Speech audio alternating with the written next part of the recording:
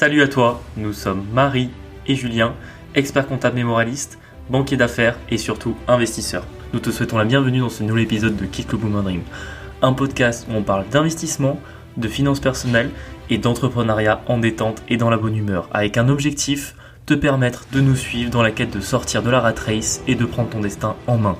Grâce à nos expériences pro et à notre vie d'investisseur, nous te donnons les conseils qui nous ont permis d'avancer dans la construction d'un patrimoine immobilier et financier, principalement cryptoactif. Chaque semaine, nous abordons un sujet en le vulgarisant au maximum pour qu'il soit le plus intéressant. Nous recevons un invité par mois avec un parcours inspirant et une expertise différente sur de nouveaux sujets.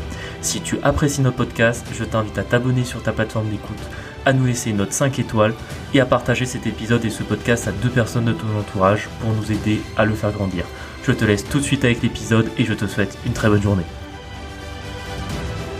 Alors, est-ce qu'on a une boom anecdote cette semaine ? Raconte-nous un peu la semaine qu'on passe. Alors, on n'a pas spécialement d'anecdotes qui sortent un peu de l'ordinaire. On a juste un petit peu la routine qui, en ce moment, est assez compliquée toujours depuis un mois parce qu'on a beaucoup de chantiers en même temps. Alors bon, il y a le gros chantier du projet qu'on vous parle qui, lui, a toujours pas commencé parce qu'en fait, on attend toujours les mairies, encore et toujours. Les mairies, toujours. On attend notre accord de permis de construire. Donc, tant qu'on l'a pas, on signe pas le chez le notaire. Et en fait, vu comme on est occupé sur les 2 autres chantiers, on se dit que finalement, on était très très chaud de le commencer fin décembre. En fait, là, on est déjà début janvier, ça pas commencé, on se dit que finalement si ça attaque février, ça nous le décale un petit peu, mais c'est peut-être pas plus mal. Moi j'ai aussi une autre boom anecdote, c'est que j'ai eu un compte rendu, en fait on change des menuiseries sur un local commercial. C'est dans les 2 chantiers qu'on a en cours, c'est ça ?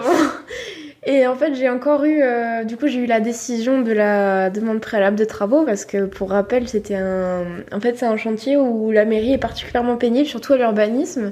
Puis ils ont été lents. Et voilà, ils ont été lents. En soi, j'ai déposé la demande le 4 août. Notre locataire a voulu faire intervenir son architecte parce qu'il a pour l'intérieur, etc. Parce que oui, c'est une mairie où il faut demander à l'intérieur pour faire des travaux à l'intérieur. On fait pas ce qu'on veut. Et sur la décision qu'elle m'a rendue, en fait, elle me disait le contraire de ce qu'elle m'a dit il y a 2 semaines à l'oral. C'est ça. Et puis c'est surtout qu'ils nous ont fait refaire combien de fois ? 6 fois, 7 fois les devis, je pense, à chaque fois pour modifier une petite virgule pour que dans l'autorisation, ils nous les valident telles quelles dans le premier devis qu'on avait donné. C'est ça. Et en fait, quand on demande des écrits ou quand on leur demande de s'engager, impossible d'avoir une réponse écrite, je suis obligée de l'appeler le mec à chaque fois. Et de relancer, c'est terrible quoi. Et puis ça fait combien de temps ? Tu dis, on a déposé la demande en août, on est en janvier, on vient seulement d'avoir enfin la réponse.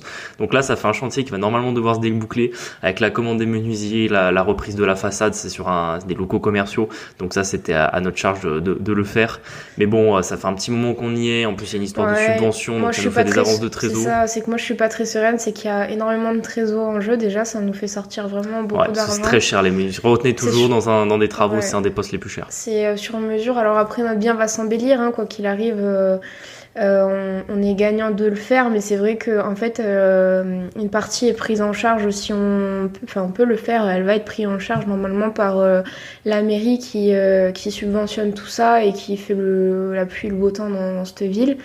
Et en fait, c'est tellement dur avec eux que je suis pas sereine. Mais bon, écoute, on va essayer de suivre le truc au maximum. C'est ça, mais bon. Que ça se passe bien, mais bon, c'est des gens qui s'engagent pas, donc. C'est là où des fois, là, je fais un petit rebond sur ce que vous pouvez parfois voir sur Internet, c'est que vous avez des fois des investisseurs qui vous disent que vous pouvez totalement déléguer les travaux, vivre à Bali et gérer des travaux en France. En vrai. Dans la théorie, oui, parce que la réalité, c'est que les artisans, une fois que vous avez vos devis qui sont fiabilisés, qui connaissent le chantier, etc., voire que vous avez déjà travaillé avec eux, vous êtes sûr qu'ils vont pas vous arnaquer. En soi, ils peuvent travailler tout seuls, vos artisans. Je veux dire, ils sont grands, c'est des professionnels, ils vont pas faire de bêtises. Le problème, c'est que derrière, vous devez gérer la mairie va s'en mêler. Le problème, c'est que quand la mairie s'en mêle et que vos artisans sont seuls face à la mairie, souvent, malheureusement, vos artisans, ils osent pas dire grand chose. C'est normal, c'est pas leur bien. Et en plus, les mairies, elles aiment bien toujours jouer des mécaniques pour faire peur. Et le problème, c'est que si vous n'êtes pas là pour gérer, pour intervenir sur le chantier auprès de la mairie, suivre le truc et vérifier que tous les rouages de l'engrenage fonctionnent correctement, vous pouvez vite vous retrouver avec des gros problèmes, voire devoir parfois casser pour refaire, ou alors se retrouver avec des surcoûts qui n'étaient pas prévus à la base. C'est la réalité quand même des travaux, et particulièrement quand vous avez besoin d'une autorisation pour faire intervenir une mairie, Et ça reste une grosse problématique, et c'est pour ça que des fois quand vous voyez les investisseurs qui soi-disant vivent toute l'année à l'étranger, font gérer leur chantier à distance, il y a toujours un petit peu de non-dit là-dedans, c'est-à-dire que la plupart du temps, c'est qu'ils vont payer très cher à un architecte ou un maître d'œuvre qui va gérer ça de A à Z et qui va faire ce job-là et qui finalement est un petit peu la plus-value de l'investisseur de gérer les problèmes en fait. Enfin, quand vous êtes en fait investir, c'est gérer des problèmes, c'est là où vous créez de la plus-value et c'est ce qui justifie que vous vous enrichissez. Donc ceux qui soi-disant en font sans jamais gérer de problème, bah en fait il y a une arnaque dans l'histoire quoi. Oui, ou sinon ils le font un peu comme Timothée il fait, quand au bout d'un moment ils peuvent plus gérer, en fait ils payent des gens en auto-entreprise. Ils sous-traitent à des gens la gestion locative, mais en fait Oui, ça suppose mais s'en mêlent toujours. mais ça suppose de trouver quelqu'un vraiment de confiance et qui fera les choses, bien, mais comme nous on les ferait. Enfin, mais tu vois, tu parles de Timothée qui avait été l'invité de notre épisode 27. Lui, il s'en mêle, tu vois. Par exemple, il publie souvent les stories où c'est lui-même qui va chercher les matériaux pour ses chantiers, pour que ça avance dans les temps. Enfin, je veux dire, il est actif, il est pas à l'autre bout du monde en train il est quand même, alors même si effectivement maintenant il a une taille critique au point où il a dû engager quelqu'un pour l'aider à gérer, je veux dire, il est toujours il est toujours dans le feu de l'action et c'est le premier à intervenir sur ses chantiers, sur ses biens. C'est pas laisser courir le truc tout seul en mode non mais ça va se gérer, ça va faire, alors que non, il faut être derrière, il faut vérifier que tout se passe bien quoi. Et on a pour terminer, parce que au niveau de la Note Boom anecdote, notre autre gros chantier, en plus qui était un chantier mais qui était pas du tout prévu, enfin franchement il y a 6 mois on nous aurait dit qu'on avait ce chantier là à gérer, on l'aurait pas cru.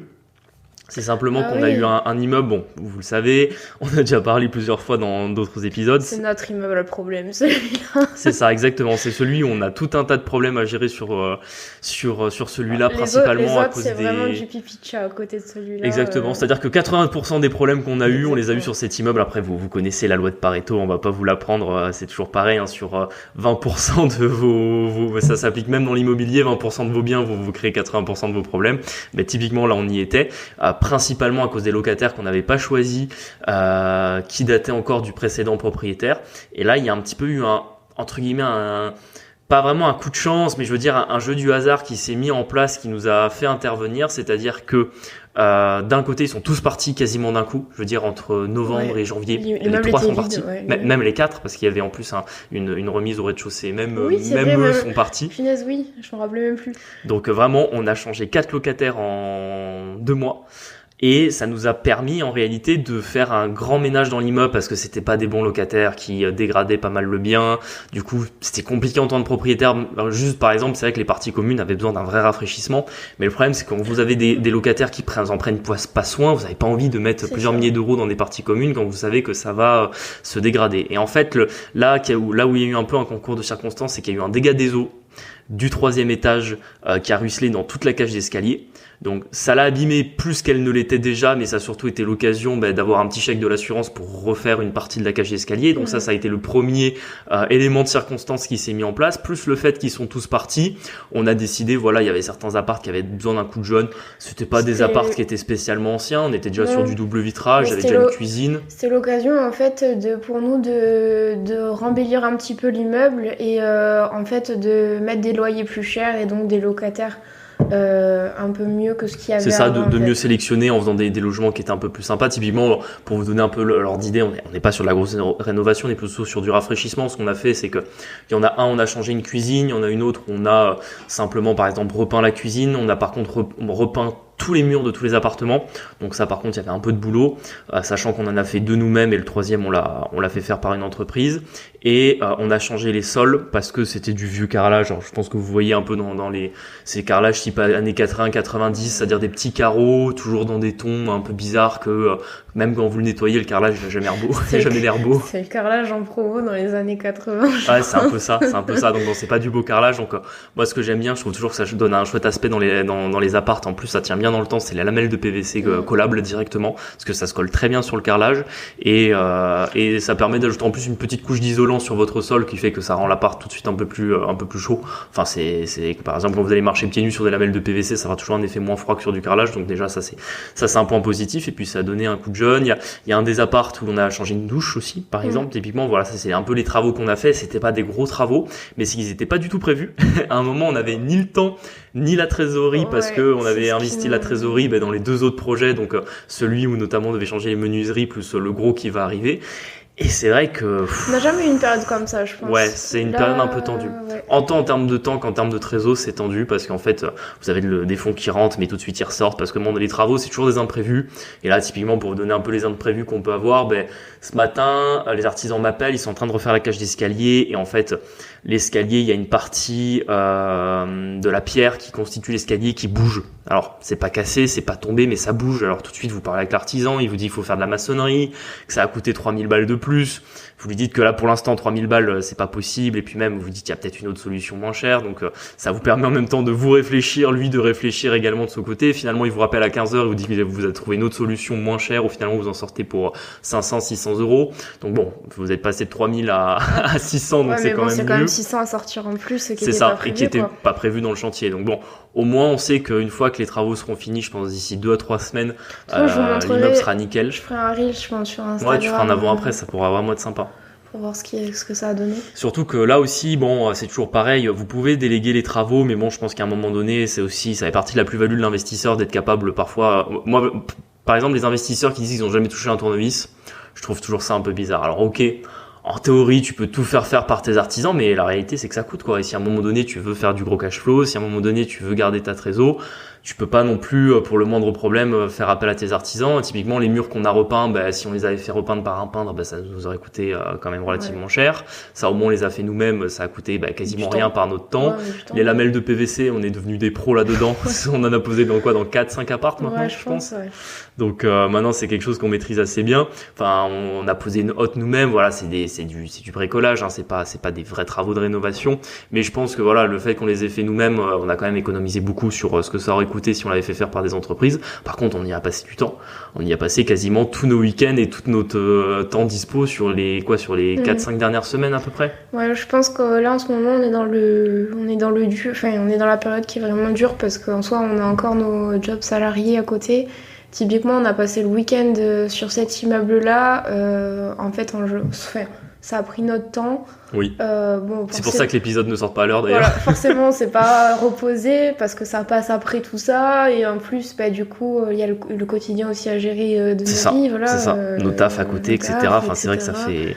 Et là, ça pique un peu, j'avoue que... En fait, c'est sur la longueur, ça fait 6 mois que c'est comme ça commence à durer un petit peu, mais bon. Oui, on sait pourquoi on le fait, et voilà, toujours rester discipliné. Et puis c'est surtout que ce qui est fait n'est pas à refaire, quoi. C'est surtout ça le plus important qu'on se dit, c'est qu'au moins on avance, et sachant qu'en plus on a une offre acceptée sur un autre projet.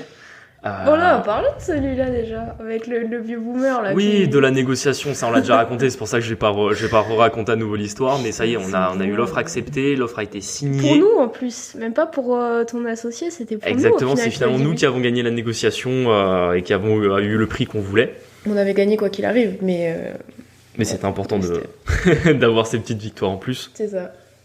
Donc ça aussi, ça fait partie d'une opération qui va se rajouter, mais encore une fois, ça va être du boulot, la banque, le prêt, les notaires. Ensuite, là-bas, on n'aura pas énormément de travaux, on aura juste quelques travaux d'optimisation du bien. Mais pareil, ça va faire un petit chantier de plus à gérer, etc. Donc bon, en tout cas, on sait que pour les 6 prochains mois, on est déjà vachement occupé, mais je pense quand même que d'ici 4-5 semaines, on aura un peu plus de temps, ça nous permettra de redévelopper un peu plus le podcast, de refaire venir d'autres invités, parce qu'en fait, on a plein d'invités avec qui on a commencé à discuter, qui sont chauds de venir, etc. Mais pour l'instant, on n'a juste pas le temps d'aller enregistrer avec eux, quoi. Donc c'est vrai que ça nous prend pas mal de temps.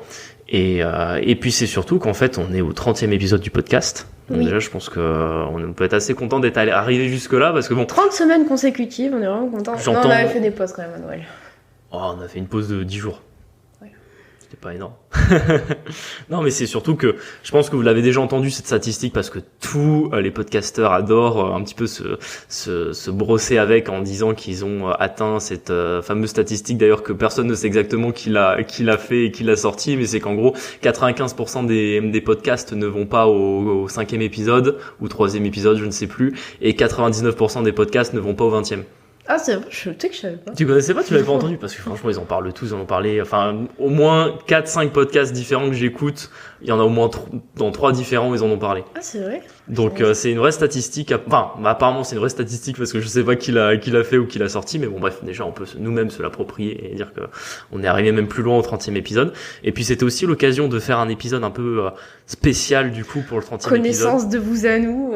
Exactement, qu'on se livre un peu plus sur un petit peu notre parcours, d'où on vient, parce que c'est vrai qu'on l'avait jamais fait. Enfin, on l'a fait entre les lignes, hein. Forcément, si vous avez écouté sur 30 épisodes, vous avez appris à nous connaître un petit peu, en tout cas sur l'aspect qu'on veut montrer dans le podcast, de nos investissements, de notre job, de notre vision un petit peu de l'argent, de la vie en général.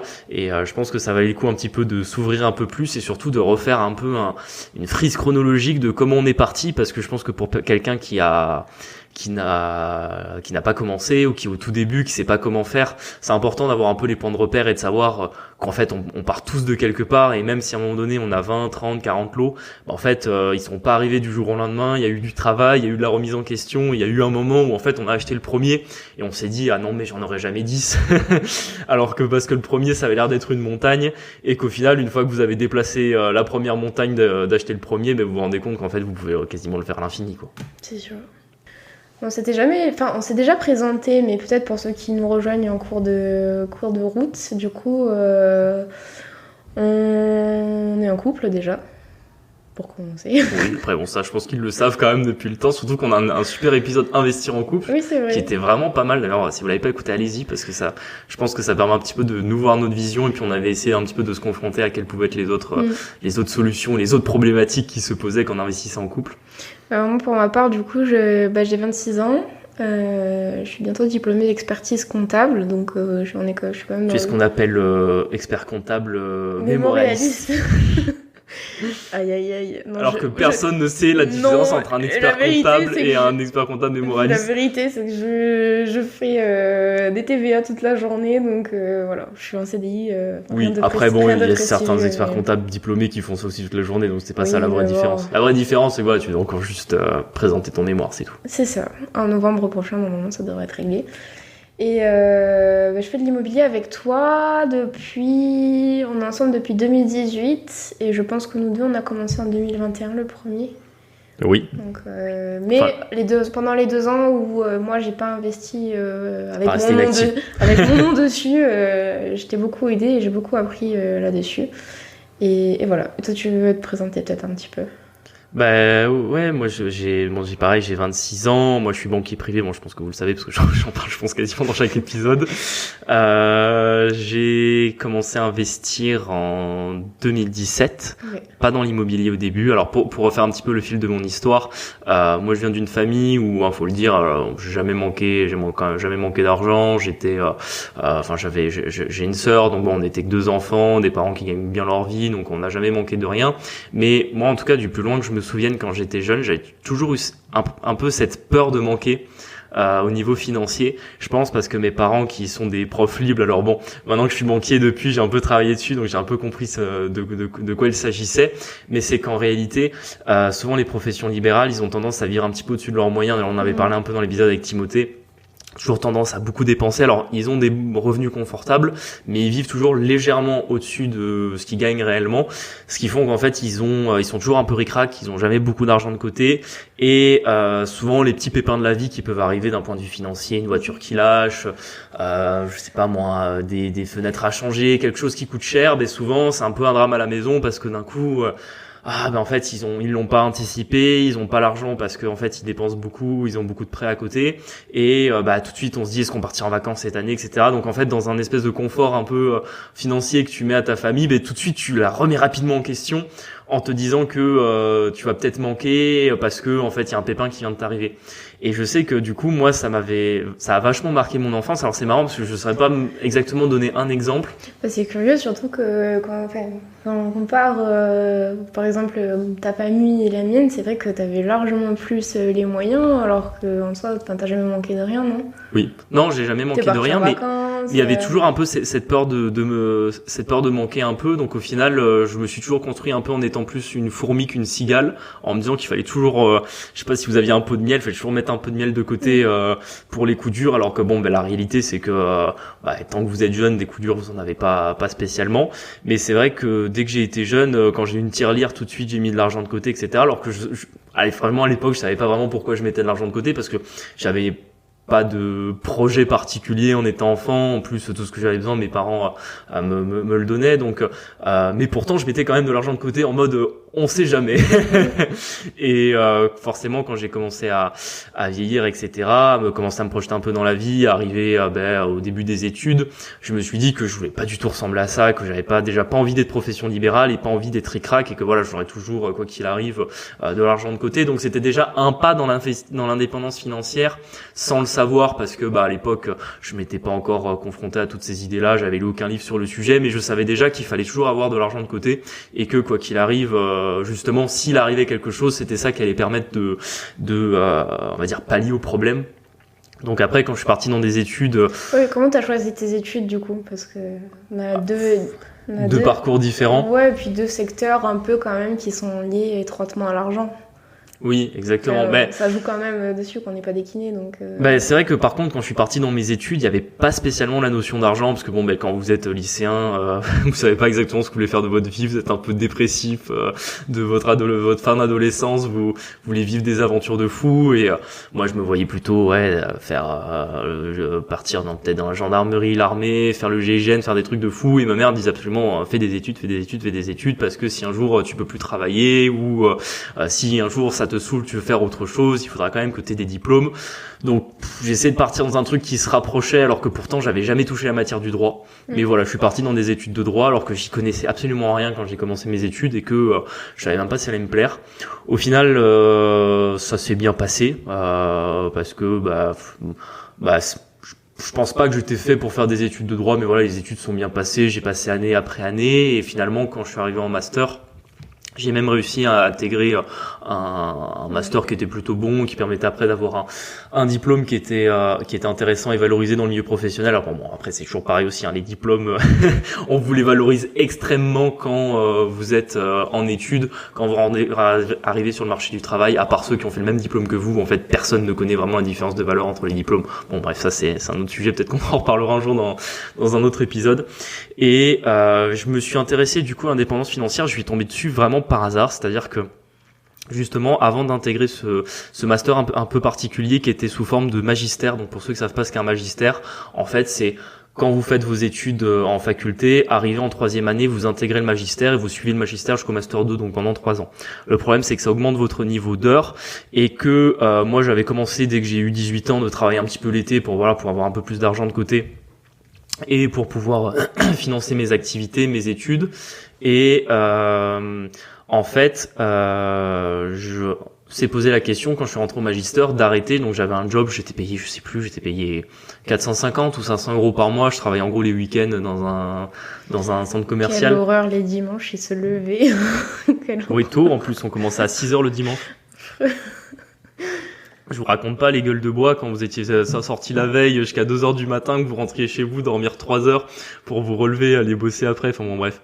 Je regarde pas spécialement un bon souvenir, surtout que le taf, c'était vraiment un taf alimentaire, c'est-à-dire que je bossais dans une grande surface type Intermarché, Carrefour, et en fait c'était de la mise en rayon bête et méchant quoi. Je pense que ça forge un peu le caractère de faire des jobs comme ça, parce que ça permet quand même de voir quels sont des métiers qui sont vraiment pas intéressants, et notamment moi où j'étais à une époque où les études, je commençais vraiment à en avoir marre, ça me motivait un petit peu de continuer les études, parce que c'est con, mais c'est vrai que vous vous dites, si à un moment j'ai un diplôme, je ferai un job qui est moins chiant. Je me souviens d'ailleurs d'un taf qui était vraiment horrible que j'avais fait. Alors celui-là c'était en intérim dans une usine à pain.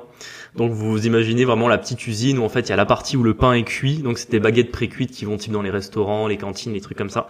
Et en fait il y avait la partie avec donc là où on cuisait le pain, donc il y avait les boulangers qui faisaient le pain, qui le mettaient dans les fours. Il y avait l'autre partie où on mettait le pain dans des espèces de congélateurs à moins 40 degrés pour que ça congèle extrêmement vite. Et après il y avait une chambre froide à genre moins 5 degrés où on mettait les baguettes dans des sacs. Et c'était en plus des horaires décalés, c'est-à-dire que je travaillais de 19h à 2h du matin. Et au début, La boîte d'intérim me propose de faire ce taf-là, je me dis bon mais pourquoi pas, en plus c'est des horaires un peu décalés, ça me laisse ma journée, moi j'aime bien me coucher tard, 2h du matin, c'est pas très grave. Franchement, je le garde comme le pire taf de toute ma vie. Vraiment, de un, parce qu'en fait on se rend pas compte que 7 heures à mettre du pain dans des sacs, c'est super long.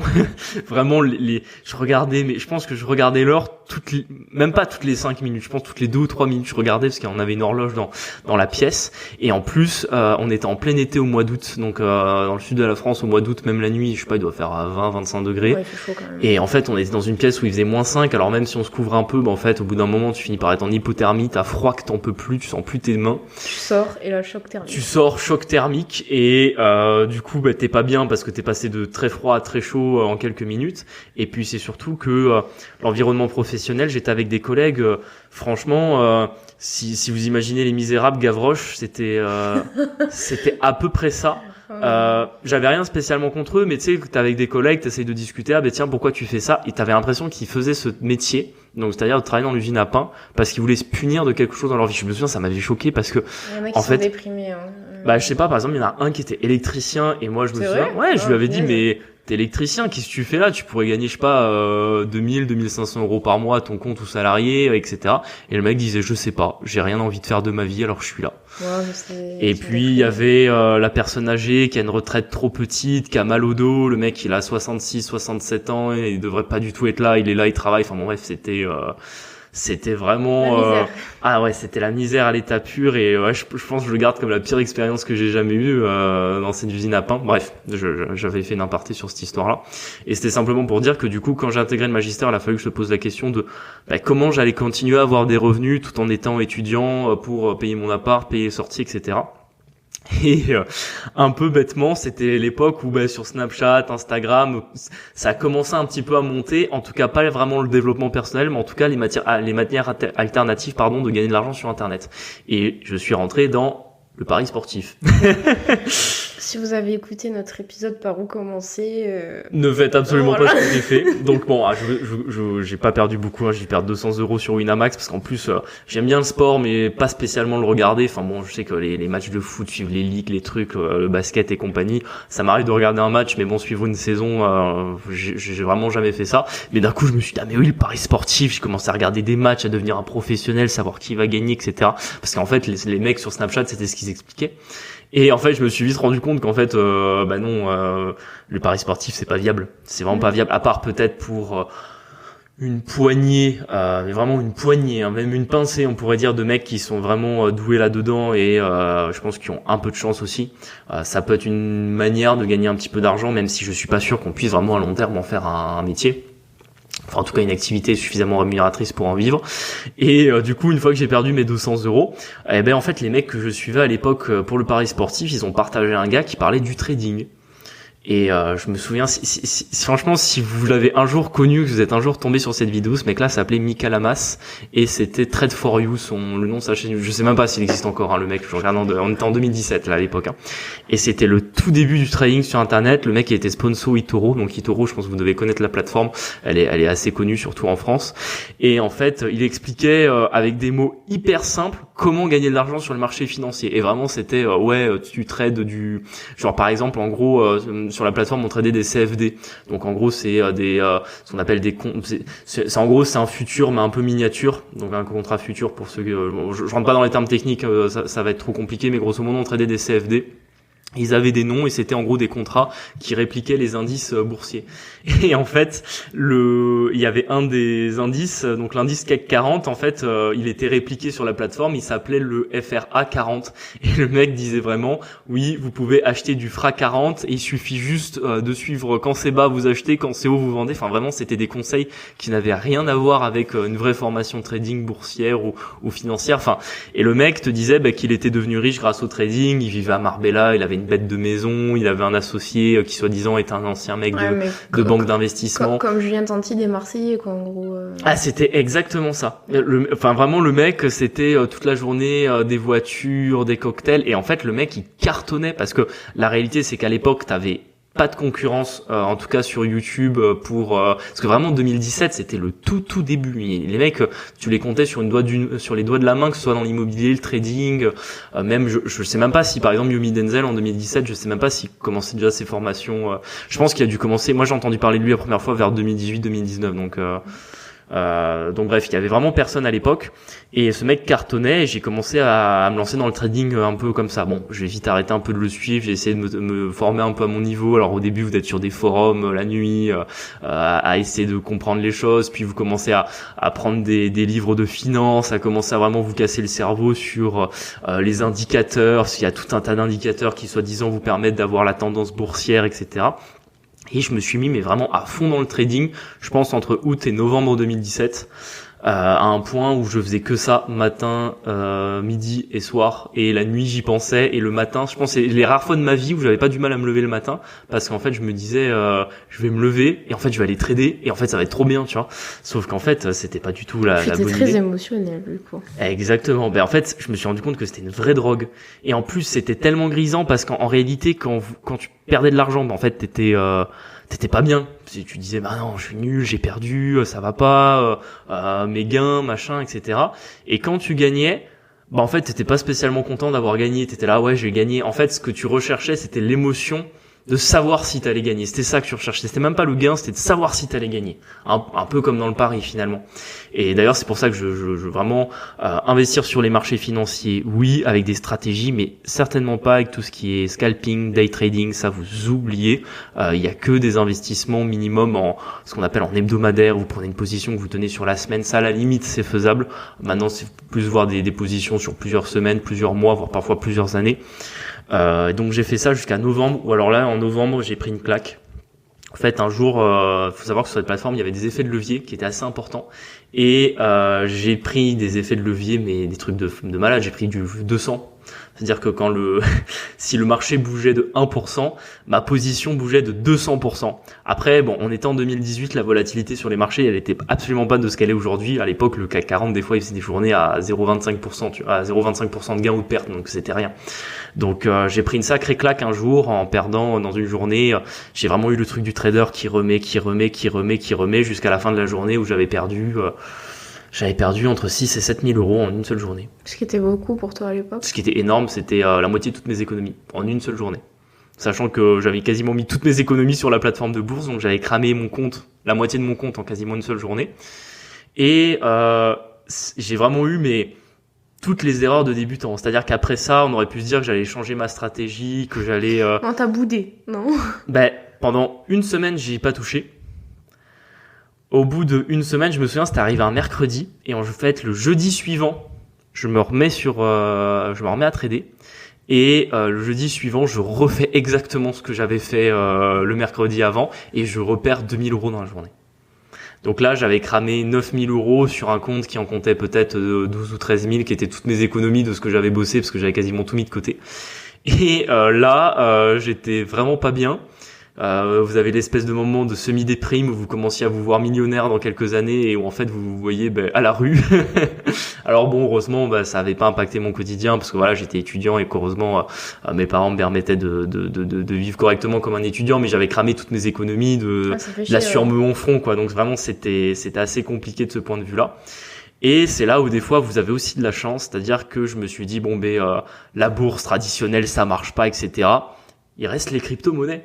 Putain, c'est incroyable que tu aies entendu parler de ça. Moi, je savais même pas ce que c'était. Non, mais parce qu'en 2017, en fait, on était au début du gros bull run qui avait commencé en 2016. Okay. Et je me suis dit, j'ai acheté un peu d'Ethereum, un peu de Bitcoin, un peu d'Ethereum classique. Et sachant qu'à l'époque, putain, c'était les prix, je sais plus, j'avais acheté du Bitcoin à genre $5 000, j'ai acheté de l'Ethereum, je sais plus, l'Ethereum, on était à $75.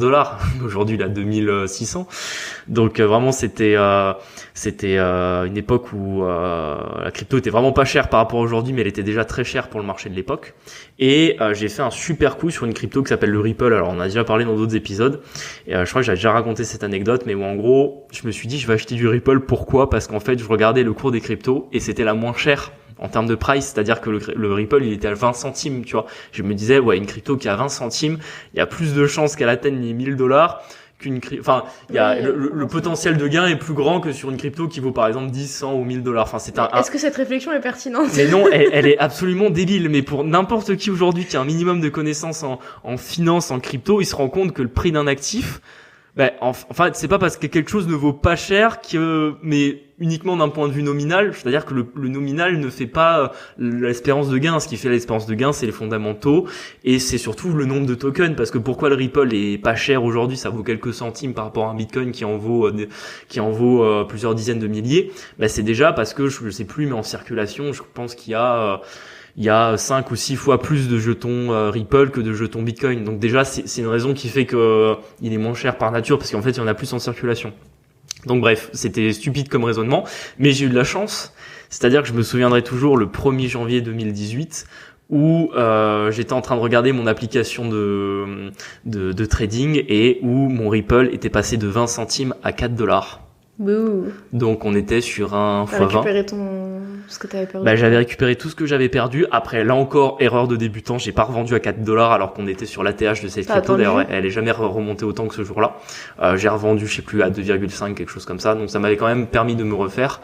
Donc voilà, c'était mes aventures dans la crypto et le trading, c'est par là que j'ai commencé. Après, bon, il y a eu encore un peu de trading dans le début de l'année 2018 jusqu'à ce que je comprenne que vraiment c'était pas pour moi. Et ensuite, il y a eu mes investissements crypto que j'ai fait dans l'année 2018 parce qu'après le marché s'est effondré. Et moi, j'ai eu un peu une réaction je commençais à être un peu plus formé sur la bourse, sur l'aspect financier. Donc je me suis dit... T'avais pris des formations ou tu juste... J'avais pas pris de formation, je m'étais formé sur des vidéos, sur des livres. J'avais commencé à lire Père riche, Père pauvre à cette époque-là. Je commençais un petit peu à m'intéresser à l'immobilier aussi. Même si j'étais à l'époque, j'avais un peu tous ceux qui faisaient du trading, disaient que le problème de l'immobilier, c'est que c'est lent, ça prend du temps, c'est pas liquide. Donc bon, je m'y intéressais mais de loin.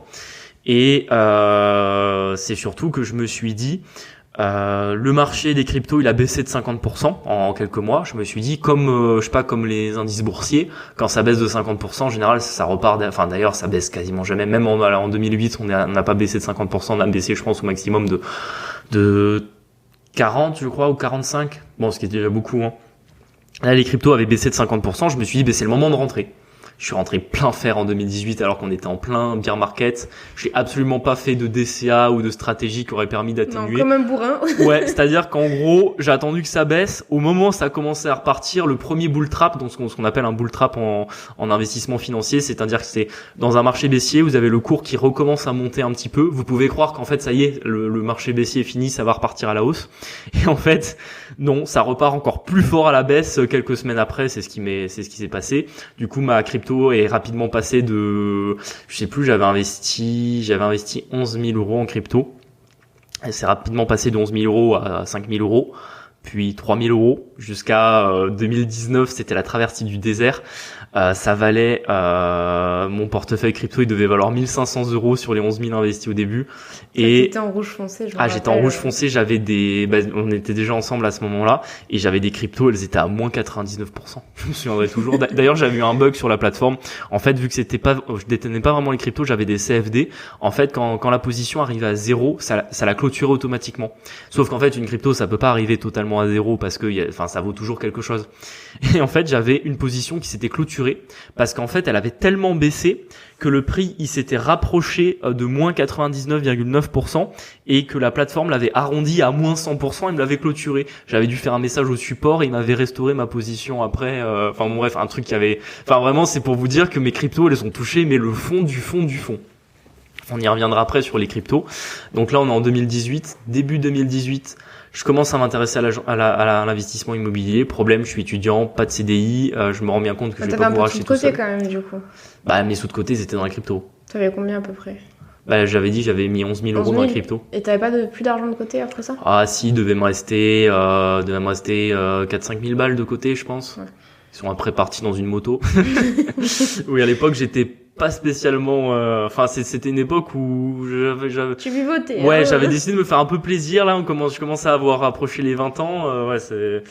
Et donc 2018, je commence à m'intéresser à l'investissement immobilier. Et là, sur le coup, je tombe sur les premiers qui étaient là, enfin qui étaient déjà là à l'époque, les Cédric Anissette, Yann Darwin, Olivier Seban, qui étaient plutôt bons dans leurs conseils. Je mange toutes leurs vidéos YouTube. Je commence à bien comprendre comment ça marche. En plus, maintenant, ça fait 3 ans que je suis à la fac de droit. Et en vrai, à la fac de droit, vous apprenez quand même beaucoup de choses qui touchent un petit peu à la sphère de l'immobilier, que ce soit du droit des contrats, du droit immobilier, enfin bref.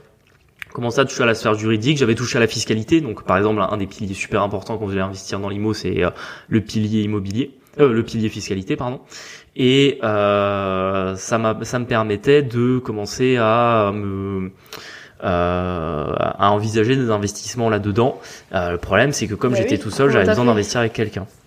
Sachant que moi j'étais aussi étudiante à ce moment-là. Oui, donc, et c'était un petit peu avant qu'on se rencontre. Ouais. C'était 6 mois avant. Et du coup, j'ai été voir ma mère qui à l'époque, elle était prof libre, mais elle avait des revenus stables depuis pas mal d'années. Je lui ai proposé qu'on investisse ensemble. C'était un BMC pour ceux qui se situent, donc en soit prof libre, tout ce qu'il y a plus Exactement. classique. Et donc je lui ai proposé qu'on crée une SCI, donc Société Civile Immobilière, de famille, même si l'appellation de famille elle existe pas en droit, et que on commence à investir dans l'immobilier. Tu l'avais mise à quel régime celle-là? Au tout début, elle était à l'impôt sur le revenu. Pourquoi? Parce qu'en fait... Parce qu'il voulait pas payer des frais de compta. Exactement, je voulais pas payer des frais de compta parce que si je la mettais à l'IS, je connaissais pas de comptable et que ça allait devoir me coûter des frais de compta. Mais dans ma tête, j'avais déjà calculé le truc. En gros, j'allais laisser un petit peu, 1 ou 2 ans à l'impôt sur le revenu jusqu'à ce qu'on épuise les déficits et qu'en gros, dès qu'elle allait commencer à être en plus-value et à générer de la fiscalité, je la passerai à l'IS. Effectivement, c'est ce qu'on a fait. En fait, tu l'as pas passé à l'IS, c'est moi qui l'ai passé à l'IS. Oui, c'est vrai, c'est toi qui l'as passé à l'IS. C'est bien chiant d'ailleurs. J'ai oublié de le préciser. Et en fait, du coup, à cette époque-là, je commence à chercher. Et bon, c'est des fois la chance de débutant, mais je pense que je regarde 3-4 annonces sur le Bon Coin et je trouve un appartement T3. On est de la région de Montpellier du coup, et c'est sur Montpellier au début que t'as décidé. Ouais, celui-là, c'était sur Montpellier et un appartement T3 qui valait, je sais plus, il était affiché à moins de 60 000 euros, peut-être 59 000, quelque chose comme ça. Je le négociais 53, ça passe parce que c'était une personne âgée qui avait pas de descendance qui voulait s'en débarrasser. C'est pas aux enchères? Non, pas du tout. C'était, je crois que le vendeur, il avait 98 ans, un truc comme ça. Oh merde. Ouais. D'ailleurs, il avait du mal à se déplacer pour venir chez le notaire et en fait, j'avais tout calculé sur mon investissement et vraiment c'était, je pense que c'est en termes de prix de revient, je pense que c'est un des plus beaux coups qu'on ait fait. Parce qu'aujourd'hui, l'appartement, il vaut entre 2 et 3 fois ce qu'on l'a payé. Après, je précise du coup que je précise du coup que c'est sur Montpellier parce que Montpellier, en fait, le marché immobilier s'est vraiment tendu les 5 dernières années. Il s'est fortement tendu. Voilà, et en fait, forcément, quand on avait des biens, acquis en 2017, 5 ans plus tard, ça a vachement pris en valeur. Exactement. Parce qu'après, faut savoir que comme toutes les grandes villes de France. Je suis pas sûre qu'on retrouve des biens comme ça, en off-market. Ouais, ou à moins d'avoir vraiment de la chance. Mais faut bien comprendre que dans une ville comme Montpellier, vous avez entre les apparts les plus chers, les apparts les moins chers, il y a quand même une grosse différence. Enfin, on achète au moins cher à Montpellier, je pense qu'on achète à 2 000 euros du mètre carré, on achète le plus cher à 6-7 000 euros du mètre carré. Nous, on est plutôt, cet investissement-là, c'était plutôt proche des quartiers, on achète à 2 000 euros. Donc forcément, c'est des quartiers plutôt populaires qui sont pas forcément les meilleurs. Ouais. Non, mais c'est pas les pires non plus, attention. C'est pas des quartiers qui sont craignos, il y a pas de trafic de drogue, il y a pas de voitures qui brûlent ou de poubelles. On est assez excentré du centre-ville, on est plutôt proche des facs, en fait. C'est ça, proche des facs, il y a il y a le tram. Il y a le tram à côté, il y a des magasins. Enfin, le truc était vraiment bien placé quand même. Mais pour vous donner un ordre d'idée, on l'a payé 53 000 et je pense qu'aujourd'hui 53 000 à Montpellier, on trouve même pas un studio. Et tu l'as financé comment du coup? Prêt bancaire. Par la SCI du coup? Avec 30% d'apport. L'apport fait par ma mère pour le coup. Et on avait été voir notre banquier de l'époque. Alors là, c'est vous voyez de pas être formé, ce que ça peut engendrer comme entre guillemets bêtise. En fait, au lieu, c'est-à-dire que dans l'immobilier. On veut emprunter sur la plus longue durée possible pour maximiser le cash flow et diminuer au maximum. Sachant qu'en plus à l'époque on empruntait à taux très bas. On était en 2018.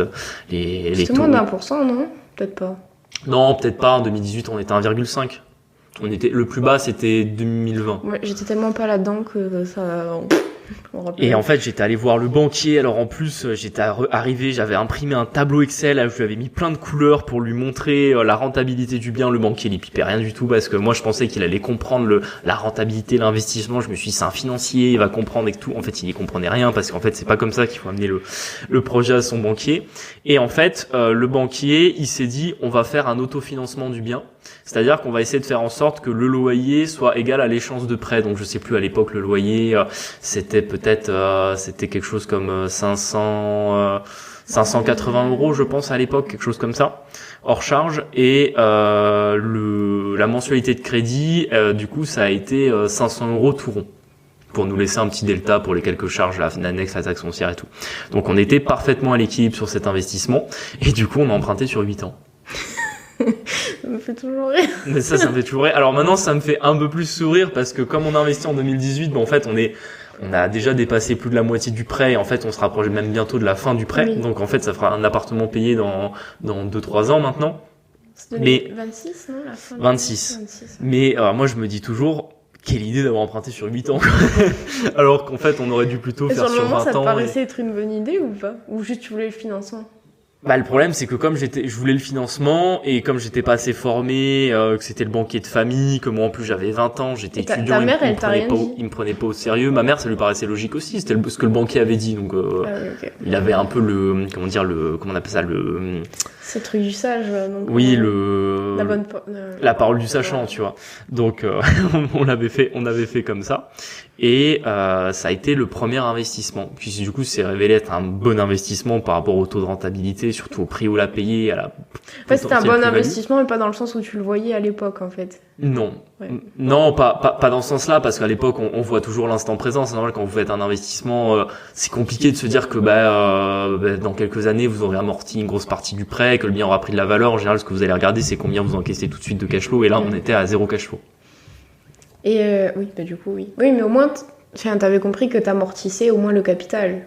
Parce que du coup, c'était pour toi le capital. Même si c'est d'un point de vue trésorerie, c'était 0, t'étais toujours tous les mois un peu plus propriétaire du bien. Exactement. Après, bon, ça, c'est vrai qu'à l'époque, on le voit. Moi, je l'ai vu un petit peu au début, l'amortissement du capital, mais c'est vrai qu'au début, vous dites, ouais, c'est surtout de la gestion, machin, pour finalement gagner des cacahuètes à la fin du mois. Sachant que il y avait quand même un petit effort d'épargne parce qu'il y a toujours des frais de copro qui sont à la charge de là, c'est dans une grande copropriété. Il y a toujours des frais de copro. Assassiné par celle-là. Ouais, les frais de copro sont chers, donc il y a toujours des frais de copro qui restent à la charge du propriétaire, vous pouvez pas refacturer, plus la taxe foncière qui est très chère aussi.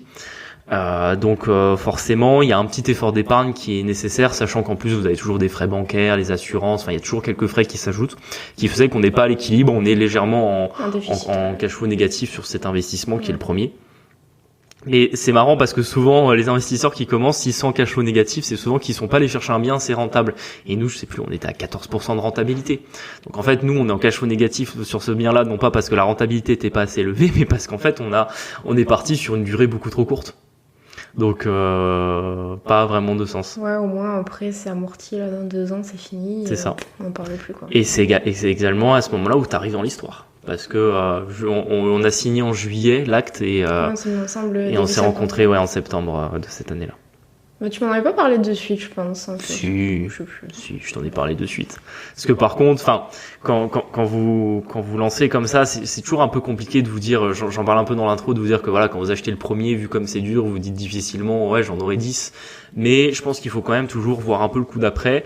Et moi, je savais que il y aurait d'autres acquisitions. Je savais pas quel rythme, je savais pas quelle quantité, mais je m'étais dit, il y en a eu une, il y en aura d'autres. Donc forcément, naturellement, on s'est rencontrés, j'ai été obligé de t'en parler assez rapidement. Ouais, sachant que du coup, moi j'ai pas trop dit, mais moi je viens d'une famille de militaires, où on est 4 enfants, du coup on n'a pas... Enfin mes parents, ils ont jamais... on n'a jamais manqué de rien, mais c'est vrai que c'était pas non plus... On partait pas en vacances, ou on partait en vacances chez mes grands-parents, et que moi et mon frère... Et du coup, moi, ce que j'avais décidé, c'est de faire des études d'expert comptable pour le fameux ascenseur social. Et pour le diplôme qui protège et qui permet de gagner plein de flous, c'est ça? Parce que mes parents n'avaient pas fait d'études. En fait, ils sont entrés à l'armée très jeunes. Et même si maintenant ils sont cadres parce qu'ils ont tous les deux travaillé dans des secteurs spécifiques de l'armée, moi, ils m'avaient dit qu'il faut vraiment faire le plus d'études possible. Le le père François, il m'a poussé à fond pour que je fasse des grosses études et du coup, j'avais décidé de faire expert comptable. Sur le papier, tout le monde trouvait ça bien. Et du coup, moi, j'ai rendais fiers mes parents et puis au moins, je me disais, plus tard, je pourrais me payer tout ce que je veux. Bon, spoiler, je suis pas sûre que ça se passe réellement comme ça. Ouais. Mais du coup, tout ce qui était investissement, avant que je rencontre Julien, j'ai des parents qui sont salariés, encore pire, militaires, tout ça, Le grand capital, presque. c'est complètement abstrait. Et je me rappelle, moi, ce qui m'a fait tiquer, alors peut-être que effectivement, tu t'avais dû m'en parler à l'époque de ton immeuble, mais ce qui m'a vraiment fait cliquer, c'est que tu m'as passé un livre. Père riche, père pauvre. Oui. Effectivement, c'est ce livre-là qui t'a. Ouais, c'était Père riche, père pauvre. Et franchement, ça m'a fait cliquer. Je me suis dit, waouh! C'est vrai que c'est... Mais c'est marrant, moi ce livre il m'avait pas donné une si grosse claque que ça parce que forcément j'avais déjà commencé à regarder un peu des formateurs, j'avais commencé un petit peu à comprendre un peu l'aspect immobilier, l'investissement, l'enrichissement et compagnie. Après le livre était très sympa pour en fait il est bien écrit. Oui. Il se lit très facilement, vraiment pour tous ceux qui ne l'ont pas lu, allez le lire, c'est vraiment une référence, y compris par exemple moi j'ai jamais été un grand féru de livres, j'en lis pas beaucoup voire très peu. Mais vraiment ce livre-là, je me suis régalé, je pense que je l'ai lu en 3 jours. Et c'était beaucoup plus clair, enfin du coup c'était beaucoup plus clair là où tu voulais en venir forcément Oui. avec les investissements et du coup ça me mettait en train qu'il fallait que j'économise à fond, sachant que moi j'étais un peu ric-rac quand même au niveau des études. Voilà, je finissais Oui, tout parce le que temps. famille de 4, forcément tes parents pouvaient pas te donner beaucoup d'argent, Pas t'étais en beaucoup. alternance. Ouais, j'étais en alternance, mais j'avais quand même des frais d'essence, j'avais un petit peu de côté de l'été, mais bon, c'était pas... Voilà, je finissais Ouais. généralement à 0. À la fin du mois. Et du coup, ça a engagé le truc pour que je puisse économiser et qu'on puisse un jour refaire nos premiers investissements. Et du coup, à cette époque-là, j'avais pas pu faire avec toi les investissements directs. Bah, c'est surtout qu'on était tous les On deux était étudiants à l'été. en plus, on n'avait pas... Et que vous le savez, enfin pour ceux qui sont déjà, on en a parlé dans le dossier bancaire, mais il faut simplifier les choses. Si vous commencez à prendre 2 étudiants à vouloir investir ensemble en couple, alors que il y a pas de revenu fixe en CDI, c'est très compliqué. Je pense que c'est les rares fois où être en couple, ça va plus desservir l'investissement qu'autre chose, parce qu'en fait ça va compliquer les choses. En mode vous avez 2 emprunteurs qui sont aux yeux de la banque pas solvables, donc c'était pas le bon moment pour qu'on puisse commencer à investir ensemble, même si on avait déjà ce projet-là qui était et on s'était dit dès qu'on finit nos études, dès qu'on a enfin le sein CDI, on se lance et c'est ce qu'on a fait après. Oui. Donc après dans l'ordre chronologique pour reprendre un peu l'histoire, Toi, donc là on t'avais est fait- fin 2018, Ouais. début 2019 donc Il y a eu un dans autre bien là à ce moment-là. oui, il y a un autre appartement. Après, c'est le seul appartement où, pour le coup, je suis pas propriétaire de celui-ci parce que c'était un LMNP en nom propre que j'avais fait acheter à ma mère. Et franchement, c'est par contre pour le coup, c'est moi qui me suis occupé quasiment de tout Oui. de A à Z. Donc ça m'avait fait encore de l'expérience de plus, sachant que vraiment j'avais fait une négociation. On l'a payé un super appart T1 de 32 mètres carrés. On l'avait payé 5. Attends, je sais pas de bêtises. J'ai un doute. On l'avait payé. 54 000 je crois, j'ai un doute sur le prix, 54 000 euros, quelque chose comme ça. Ce qui était encore un super prix, sachant que l'appartement était plus petit mais était beaucoup mieux que celui qu'on avait vu avant. Et c'est surtout que le marché avait commencé à s'envoler à Montpellier et particulièrement dans ce secteur-là. Et en plus, on avait fait les choses bien, on avait fait pas une rénovation, mais on avait fait un rafraîchissement à notre niveau. C'est-à-dire, on avait posé, la première fois qu'on avait posé les fameuses lamelles de PVC, on avait repeint les murs, on avait fait un peu de bricolage, on l'avait surtout meublé pour en faire un chouette appart et cet appart a toujours super bien tourné. Je sais pas si tu te rappelles, mais du coup, on y avait passé nos vacances. Alors moi, j'étais pas en vacances parce que j'étais Mais déjà moi, en alternance. j'avais passé toutes mes vacances. Voilà, Ouais. c'était de la Toussaint ou je sais plus quoi. Et Non, c'était les vacances de février. c'était Vacances je m'en d'hiver. rappelle plus. Ouais. Et c'était mes vacances de fac et c'est la première fois où j'ai dépensé tout mon temps précieux de vacances où j'aurais pu me reposer, faire du sport, sortir, faire juste autre chose, à bosser dans l'immobilier et à vraiment me relever les manches et parce que j'avais passé forcément en Ouais, plus à l'époque tu as j'étais passé pas du tout vachement. bricoleur, c'est ça aussi si vous dites je suis pas bricoleur, ça va être compliqué de commencer l'immobilier, vous apprenez sur le tas. Moi j'étais pas très bricoleur non plus. Bon, maintenant on se débrouille, quoi. Ouais, bon après il y a la question d'être habile de ses mains. Moi je pense surtout que j'ai pas de patience. Ça c'est un autre truc. Quand vous bricolez, faut être très patient et malheureusement je pense que je suis pas mauvais de mes mains, mais je suis très peu patient donc je m'énerve assez vite. Julien pendant les travaux, il crie toute la journée. Ouais. Mais j'ai parlé avec pas mal de mecs du bâtiment qui ont parfois des tempéraments un peu comme moi et tu sais j'essaie de savoir un peu comment vous faites, vous énervez jamais, etc. Et non, moi il y a des artisans qui m'ont dit qu'ils pleuraient sur des chantiers. Qui pleuraient. Ah ouais, qui en étaient venus à des crises d'énervement, à pleurer, etc. Non, parce toi tu jettes les objets. Ouais, plutôt. moi juste je jette les outils, tu vois. Mais du coup je me suis dit bon mais ça va, je suis pas le seul à m'énerver, y compris ceux qui bossent dans le bâtiment, tu vois. Donc bon c'est quand même rassurant.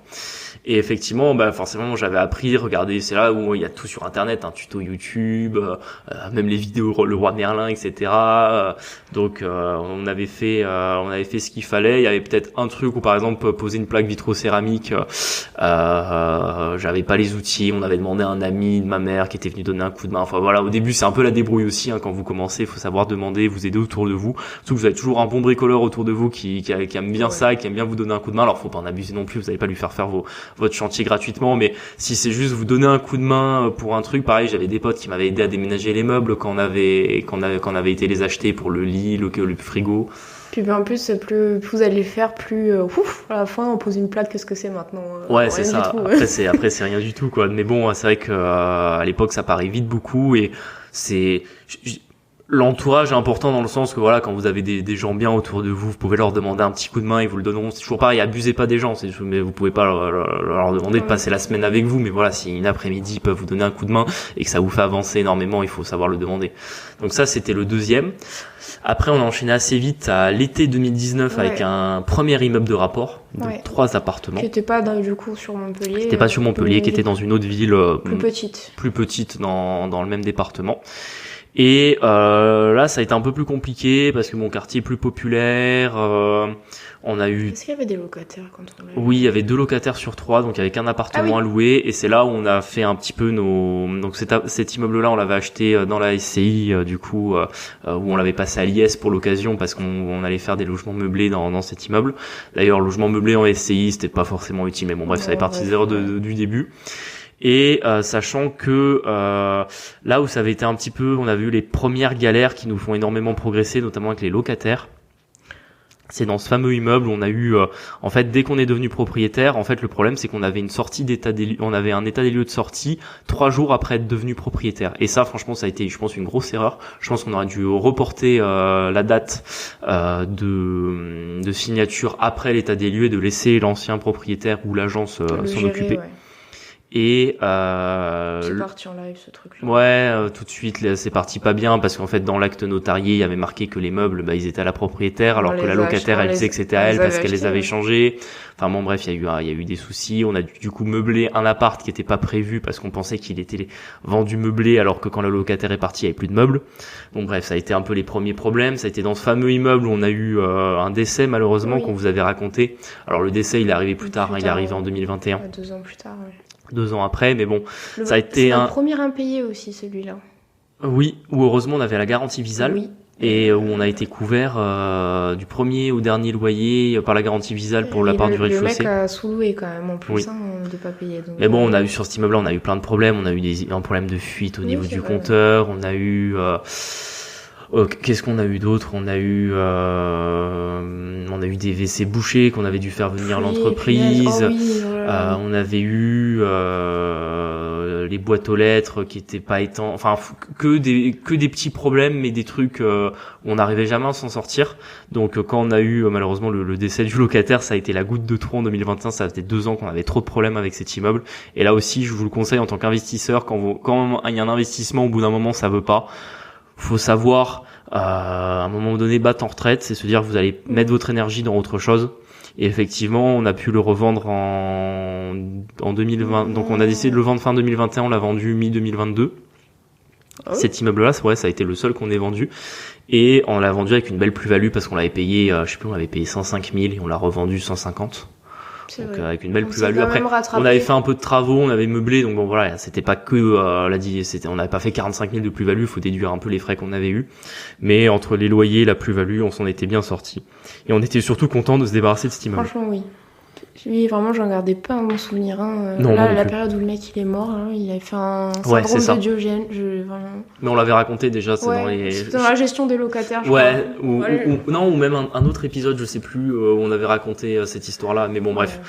ça a été une de nos pires histoires avec un locataire, surtout qu'en plus ça a été malheureuse parce que le mec il est mort. C'était alors un bon locataire. C'était un bon locataire C'est qui ça le payait pire. toujours, qui était très sympathique, où Il rendait il rendait service, etc. En plus, c'était pas quelqu'un de vieux. Enfin bon, bref, ça fait partie parfois des histoires un peu tristes dans la vie. Et on était bien content de s'être séparé de cet immeuble en 2021. Ensuite, on a donc si on avance l'histoire, là on est en Il n'y a pas 2019. eu notre société d'abord à nous, Non, c'est plus tard. plus tard. En fait, 2019, 2020, on veut se relancer dans les investissements. oui. Et là, je décide que je vais faire mon premier LMNP seul. Donc, plus forcément investir en société avec ma mère. On a hésité à le faire à nous deux, mais c'est là où on s'était dit que d'être... en indivision, c'est peut-être pas le... de plus 1 en judicieux, indivision, c'est pas forcément intéressant. Et en plus de 2, on était quand même tous les deux en alternance. Mais moi, j'étais dans ma dernière année d'études. Je devais normalement avoir un CDI après. Je m'étais dit que voilà, j'étais Tu finissais plus en tôt que alternance moi, dans une banque. il me semble. Non, je terminais en septembre, pareil. Non, Non, j'ai oui. terminé en novembre. mais- Ah oui, bon, ça Ouais. changeait pas grand-chose. Et du coup, je m'étais dit que j'avais vu sur Internet que des alternants avaient réussi à avoir des prêts en étant alternants. Je me suis dit, alors ça c'est une constante. Je pense que c'est un trait de caractère, mais ça fait aussi ce que vous êtes et comment vous décidez d'investir. Mais moi, j'ai toujours eu le truc de me dire, si quelqu'un a quelque chose, il y a pas de raison que je l'ai pas. C'est vrai que c'est toujours le... Rien que ça. Non, mais je veux dire, j'ai pas le truc de me dire c'est pour les autres, c'est pas pour moi. C'est vrai que tu vois, cette manière de réagir, c'est pas trop la mienne. C'est pour ça que par rapport à l'argent, l'investissement, quand je vois quelqu'un qui a quelque chose, je me dis pas non, il a eu trop de chance ou machin. Je me dis toujours et pourquoi pas moi, tu vois. Un peu, enfin, c'est un peu ma manière de faire et c'est con, mais ça permet aussi des fois de décider d'y aller franchement et par contre quand on se dit qu'on veut quelque chose, de savoir mettre les efforts en face. Et du coup, bon, j'avais vu qu'il y avait des alternants soi-disant sur Internet qui avaient eu des prêts. Je m'étais dit mais si des alternants ont eu des prêts, il y a pas de raison que je n'en ai pas également de mon côté. Donc je m'étais... T'avais mis de l'argent de côté, pardon, pendant toute cette période? J'avais mis pas mal d'argent de côté que je gardais pour cet immeuble à la fois pour faire l'apport et également au cas où par exemple une fois que je serai propriétaire il y aurait des petits travaux à faire etc, d'avoir vraiment une gestion bon père de famille sur cet investissement. Et c'est dommage parce qu'en plus 2020 c'est aussi le moment où quand le bitcoin il a touché 5000 $ en mars 2020, je me suis dit c'est un bon moment d'acheter du bitcoin. Le problème c'est que j'étais rouge foncé sur les positions que j'avais déjà. Alors quand vous êtes rouge foncé c'est toujours compliqué de réinvestir parce que vous vous dites j'en ai déjà mis beaucoup, je suis très rouge et j'en remets encore et que ça baisse. Enfin bon bref, vous êtes dans un mauvais mood d'investissement. Et en plus, je devais garder mon argent et pour montrer à la banque que je pouvais faire l'apport et que j'avais de la l'épargne de côté après projet. Donc c'est pour ça que j'ai pas investi dans les cryptos à ce moment-là et je m'en suis mordu les doigts. Ouais. Autant par exemple je suis content des investissements crypto que j'ai fait en 2022 et 2023 et en 2021 je suis content aussi. On reparlera crypto un peu plus tard dans cet épisode. Mais c'est vrai qu'à ce moment-là, j'ai un regret, c'est de m'être un peu braqué sur cette histoire de prêt en tant qu'alternant, d'avoir pas saisi une autre opportunité sur un autre marché. Et au final, je n'ai jamais eu ce prêt en tant qu'alternant. C'est-à-dire que la banque voulait pas me suivre. J'ai été voir d'autres banques qui ont pas voulu me suivre non plus. Et je crois qu'entre le moment où tu as signé le compromis et que tu as eu l'acceptation de ton prêt, il s'est passé quoi, 9 mois, non? C'était ultra long. Exactement. En fait, j'avais visité cet immeuble en février-mars 2020, juste avant le premier confinement. Forcément, on avait l'offre était acceptée, était arrivée à ce moment-là, mais comme les notaires étaient fermés, etc., on avait signé le compromis qu'en mai ou en juin, une fois que le confinement avait été arrêté. Et j'ai eu tellement de galères à avoir ce prêt que j'ai finalement eu mon prêt une fois que j'ai eu mon CDI dans la banque où je travaille aujourd'hui qui, comme m'avait engagé en CDI, elle a accepté de me faire un prêt alors que pourtant j'étais en période d'essai. Ça, faut le souligner quand même. Mais attends, ta période d'essai aussi? Oui, c'était 9 mois. C'était 9 mois et surtout, il sortait d'une alternance. Et je sortais d'une alternance. En théorie, il n'y avait pas de période d'essai. Ouais, voilà. Mais légalement, normalement, il n'y avait pas de période d'essai. Bref, ils m'ont fait une sortie d'entreprise pour me rentrer. Bon, c'est les stratégies et les magouilles un peu des groupes. Mais bon, bref, ce jour, ouais, voilà, ce jour-là, faut savoir quelle bataille on veut veut mener et quelle bataille ça ne sert à rien d'être menée, celle-là ça servait à rien de la mener. Donc, c'est ça. Donc ils m'ont finalement donné le prêt et j'ai signé ce bien-là janvier 2021, au tout début de janvier, je pense que le 3, 4, 5 janvier, un truc comme ça. Et c'était un petit immeuble, donc c'est le fameux immeuble dont on vous parlait tout à l'heure dans l'intro en vous disant qu'il avait créé 80% de nos problèmes. Donc c'est pas l'investissement dont je suis... depuis un moment, là. C'est ça, on se le traîne depuis un bon moment. C'est pas l'investissement dont je suis le plus fier. C'était 3 appartements, 3 studios et un garage en bas. La vérité, c'est que c'est un bien rentable aussi. Oui, c'est pas un mauvais investissement. C'est juste un investissement avec beaucoup de problèmes et c'est vrai que c'est assez fatigant et que des fois on se dit que ce qu'on gagne en amortissement du capital et en cash flow, il vaut pas les problèmes qu'on a eu parce que j'ai eu beaucoup de problèmes avec les locataires qui avaient été mal choisis par l'ancien propriétaire. Donc... C'était un semi-marchand de sommeil, ce propriétaire. Ouais. J'avais déjà visité d'autres biens avec lui, vu que ça s'était bien passé, toujours lié des relations. Il nous avait proposé un autre bien. Franchement, des fois, j'étais là. C'est compliqué, hein. C'est sûr. Et vraiment, sur ce bien-là, il avait très mal choisi le locataire. Mais des fois, il y avait des trucs où dès le début, je sentais qu'il y avait un souci. Typiquement, sur le bail du garage, il y avait marqué que la locataire, elle devait payer 50 € par mois. Et en fait, elle payait 40. Et en fait, on m'avait dit chez les notaires qu'elle avait toujours payé que 40 et pas 50, alors qu'il y avait marqué 50. Et typiquement, elle, je crois que je l'avais déjà raconté. Mais en gros, au bout d'un moment, j'ai mis fin au bail parce que voilà, sur un garage, le propriétaire a le droit de mettre fin au bail quand il veut. Et en fait, il y avait tellement d'affaires ce truc-là. Ouais, il y avait tellement d'affaires. Enfin, vous auriez vu, c'était une pièce de 25 mètres carrés avec 2 mètres 10 ou 2 mètres 20 d'auteur sous plafond, rempli du sol au plafond de tout un tas d'affaires. En fait, ils gardaient des trucs pour les ramener au bled. On pouvait même pas ouvrir. En fait, on ouvrait la porte, mais c'est tout. On pouvait pas rentrer plus loin. On pouvait même pas ouvrir la porte en entier, alors que la porte, je sais pas, elle fait 1 mètre de large. On pouvait même pas ouvrir la porte en entier tellement qu'il y avait d'affaires. On n'arrivait pas à accéder à l'eau en plus. Oui, parce qu'en plus les chauffe-eau sont dans le garage, donc on pouvait pas y accéder. Enfin bref, c'était n'importe quoi. J'ai voulu m'en débarrasser. Elle a refusé de récupérer ses affaires. Heureusement, un jour, j'ai trouvé un autre locataire qui a accepté de me prendre la remise contre quelques mois de loyer gratuit. Non, mais tu l'as laissé 1 an pour partir. Ouais, je vais laisser 1 an pour partir. Enfin bon, bref, on va pas s'éterniser parce que les problèmes de cet immeuble, on en a déjà parlé. Donc pas un mauvais investissement, mais vraiment pas le meilleur. Et en termes de problèmes et de soucis à gérer, vraiment, je pense le pire. Mais un bien quand même qui te permet de mettre quand même de l'argent de côté, parce que en fait c'était chronophage et beaucoup de charges mentales parce qu'il faut les relancer tout le temps, il faut les courser en permanence, mais sinon en soi, une fois que c'est payé, t'as mis quand même pas mal d'argent de côté grâce à ce. C'est sûr. Et donc pour vous donner un peu un ordre d'idée en termes de chiffres, j'avais une mensualité de prêt sur cet immeuble de 530 € par mois, c'est un crédit sur 20 ans. Et en termes de loyer, quand j'ai acheté, j'étais je crois que je devais être à 970 € par mois, quelque chose comme ça. J'étais tout juste en dessous des 1000 € par mois. Et là maintenant, depuis que j'ai augmenté les loyers, qu'on a fait quelques travaux, etc., je pense que pour 530 € de crédit, j'aurais 1300 € de loyer maintenant. Donc c'était aussi une des raisons qui avait fait que j'avais acheté cet immeuble. J'avais vu que les apparts, il y avait moyen de faire mieux pour pas forcément beaucoup de travaux et d'augmenter les loyers derrière. On vous fera un épisode sur le LMNP, mais du coup la fiscalité sur ce bien-là est quand même vachement intéressante, avantageuse parce qu'on paye pas d'impôts alors qu'on a du coup t'as combien de cash flow? J'ai 500-600 € à peu près, une fois déduit taxes foncières et compagnie, CFE. Net d'impôts. Donc c'est vrai que c'est quand même un bel investissement de ce côté-là, quoi. Donc ça, on est début 2021. C'est aussi là où on décide de s'acheter une résidence principale parce qu'on est locataire d'un T2, qu'on paie du loyer tous les mois et qu'on se dit que si on veut plus investir dans le temps, c'est quand même mieux d'être propriétaire de sa résidence principale. Ça devenait petit aussi notre appartement parce qu'on a notre vie à deux, forcément. C'est ça. Et puis on a 2 chats, on commence à avoir des affaires. Voilà. C'est ça. Quand vous êtes étudiant et que vous vivez à 2 dans un T2, au début ça va, mais quand vous commencez à travailler, vous voulez vous acheter plus d'affaires, c'est normal. En fait, votre vie elle rentre plus dans 40 mètres carrés, quoi. Ouais. Même si on a quand même tenu ce rythme-là un petit paquet d'années. Ouais, parce qu'on a déménagé que début 2023. 2019 à 2023, on a vécu dans cet appartement. Mais je sais pas si tu te souviens, ce qui était quand même bien, c'est que quand on était en alternance, cet appart, il nous coûtait quasiment 0. Entre les APL et le fait qu'on était 2, je sais plus, il nous coûtait 115 € par mois. Ouais, c'était ça chacun. 115 € par mois chacun. Enfin bref, c'est vrai que l'avantage, c'est qu'on n'écoutait pas grand-chose. Et on mettait du coup beaucoup d'argent de côté à l'époque. Oui, puis on a eu le Covid aussi, parce que du coup, pendant la période de Covid, on a eu un petit coup d'arrêt forcément.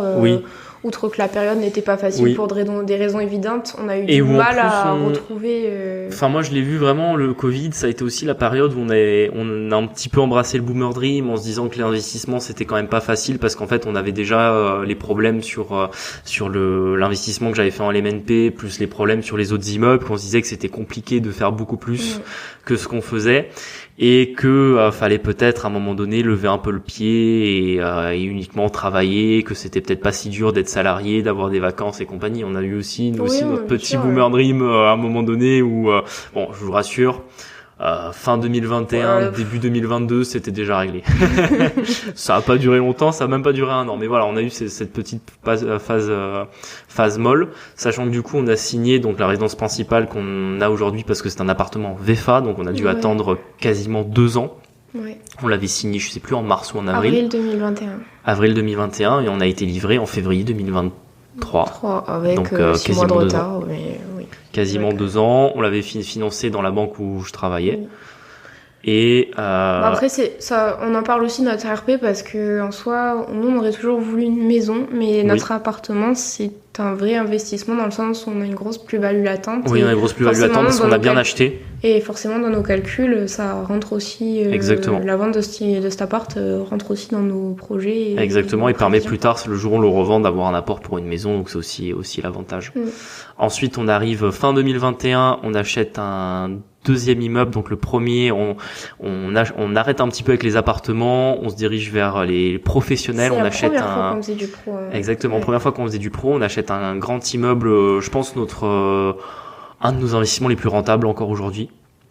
Et en plus en termes de rentabilité temps bénéfice, incroyable. C'est un bijou ce truc. Donc un immeuble de bureaux où en fait on loue 10 bureaux plus une cave dans cet immeuble-là. Et il y a un aura de psychologue là-dedans. En fait on louait des professionnels, donc il y a une association d'aide à domicile, il y a des infirmières, il y a des psychologues, il y a des orthophonistes, il y a des profs de chant, il y a une avocate, voilà. Il y a plein de thérapeutes dans tous les sens, et à chaque fois qu'il y avait un thérapeute qui venait visiter, c'était là, il y a vraiment un bon truc ici, donc c'est là, on sait pas de quoi vous parlez, mais...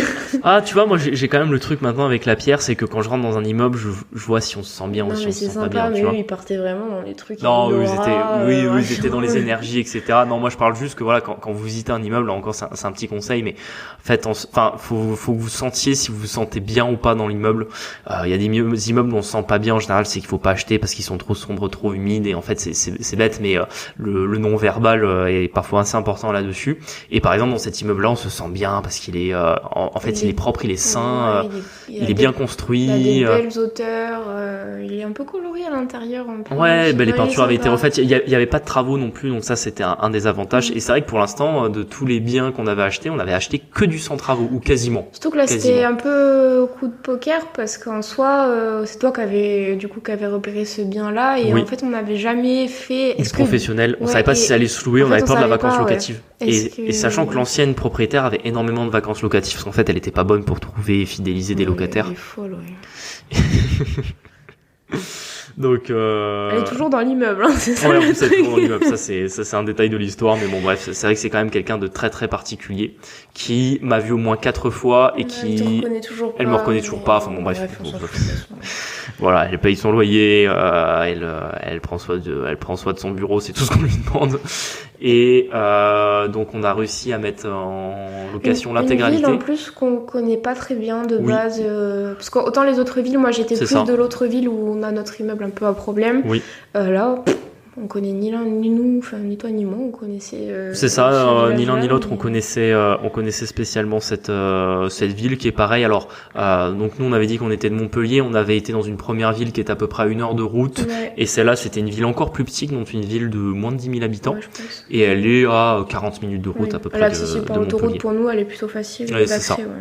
Donc voilà, c'était un peu un coup de poker sur celui-là. Après les chiffres étaient vachement en notre faveur parce que on a un crédit de 1 300 € par mois sur 20 ans sur cet immeuble et on rentre quasiment 3 000 € de loyer. Sauf qu'à l'époque quand on a acheté, il y avait que la moitié des lots qui étaient loués et les lots permettaient, on va dire, de couvrir la mensualité de prêt plus un petit peu en plus, mais pas beaucoup plus. Et cet immeuble, bon, c'est une chance, comme quoi il faut toujours rester aimable, mais du coup c'est une petite ville et c'est vrai que quand on a commencé à louer à un premier psychologue, Oui. Mais en fait, les gens se il a connaissent. fait un bouche à oreille de C'est fou. ça. Et en quelques fonctionne beaucoup, bouche à oreille. 3 mois, je pense qu'on avait quasiment tout loué. C'est ça. Alors que ça faisait des années qu'il y avait de la vacance. Qu'il y avait de la vacance ou que les locataires restaient pas, etc. Donc on a réussi à tout louer et en fait il y a très peu de turnover. Je pense qu'il y en a un qui part par an, quelque chose comme ça. Oui, encore là c'est une vieille sur dame. Sur 10 bureaux. Puis là c'est une vieille dame. Oui. On a même réussi à louer la cave qui était super jolie avec des belles arches. Et surtout une belle place. Hein, c'est une cave.